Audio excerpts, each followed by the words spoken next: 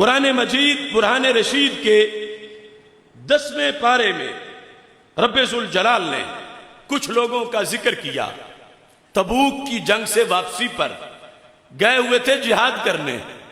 یہ تفسیر ابن جریر جو پہلی تفسیر ہے بالسند اور ساتھ اس کے تفسیر در منصور سن کے پتہ تمہیں چلے گا کہ آج بھی ایسی باتیں کرنے والے ہیں مذہبی لبادہ اڑ کر بھی.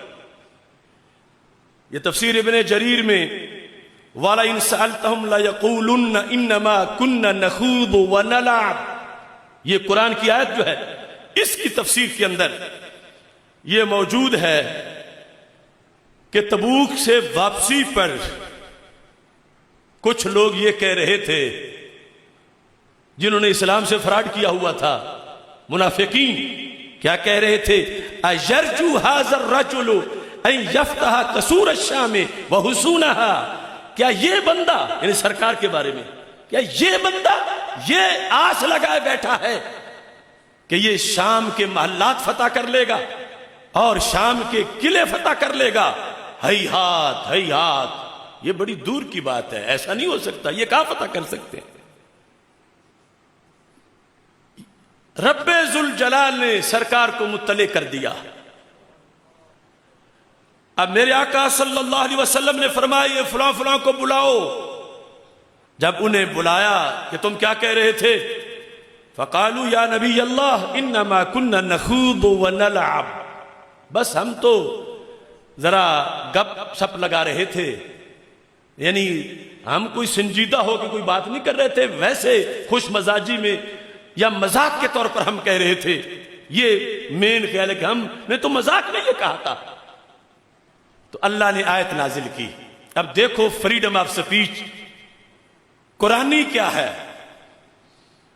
امریکی فریڈم آف سپیچ نہیں مانتے، قرآنی فریڈم آف سپیچ مانتے ہیں کہ جب تھوڑا سا بھی کہیں ہوا تو رب نے آیت میں بیان کیا.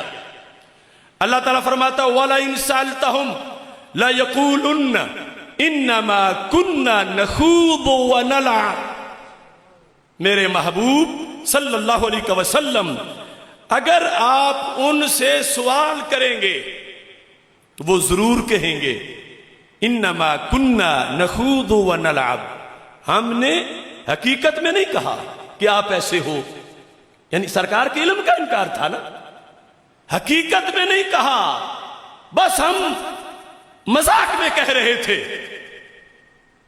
تو اللہ نے آگے سے کیا کہا؟ فرمایا جب وہ یہ کہیں گے آپ پوچھیں گے تو وہ کہیں گے ہم نے مذاق میں کہا. سرکار نے پوچھا واقعی انہوں نے کہا ہم نے تو مذاق میں کہا. تو اللہ تعالیٰ نے فرمایا قل اب اللہ وآیاتہ ورسولہ کنتم تستہزئون. اللہ نے فرمایا مذاق کرنے کے لیے تمہیں اللہ ہی ملا، مذاق کرنے کے لیے تمہیں اللہ کی آیات ہی ملی ہے، مذاق کرنے کے لیے تمہیں اللہ کا رسول ہی ملا. یعنی رب ذوالجلال نے کہا ہوش کرو، دعوے تم ایمان کے کرتے ہو اور طریقہ تمہارا نبی سے مذاق کرنے کا ہے. لا تعتذروا قد کفرتم بعد ایمانکم بہانے مت بناؤ، تم ایمان کے دعوے کے بعد اب کافر ہو گئے ہو. یہ قرآن ہے. قد کفرتم بعد ایمانکم کیا جرم تھا ان کا جس پر رب نے یہ فیصلہ کیا؟ کیا انہوں نے نماز کا انکار کیا تھا، روزے کا کیا تھا، حج کا کیا تھا، زکوٰۃ کا کیا تھا؟ نہیں، انہوں نے جس ذات نے زکوٰۃ کا سبق دیا ہے، حج کا سبق دیا ہے، اس ذات کے ساتھ معاذ اللہ مذاق کیا تھا. مذاق کو مان گئے ہم نے مذاق کیا ہے. تو رب نے کہا یہاں مذاق بہت خطرناک ہوتا ہے، تمہیں پتہ نہیں یہ رب کے نبی ہیں اور آخری نبی ہیں. لا تعتذروا عذر مت بیان کرو، بہانے مت کرو، بہانے مت کرو. قد کفرتم بعد ایمانکم